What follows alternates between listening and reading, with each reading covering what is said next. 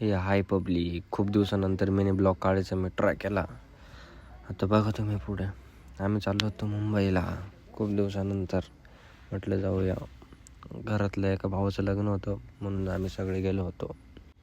इगतपुरीपर्यंत train गेली होती, त्याच्यात थांबली अर्धा एक तास. बाबो काही जाम झाला असं ना. आम्ही थांबू मग चालली पुढं, थांबली गाडी. हे बघा आमचे बाबा, कल्याणचं नाव वाचतं ते वाचता येत नाही तरी पण आमच्या मावशीने त्यांची वाट पाहत होतो. हे बघा माझी मावशी आजी आली आता. तर सगळे आम्ही एकत्र होऊ, मग पुढचा रस्ता धरू. हे बघा झालो आम्ही एकत्र. आता पुढचं काय लोकल धरू, मग जाऊया पुढं. मग काय आम्ही पोचलो घरी. डांगर खाऊन डांगर होण्याचा प्रयत्न केला आम्ही. मग आराम वगैरे केला, मग डायरेक्ट लग्नात पोचलो आम्ही नाही का.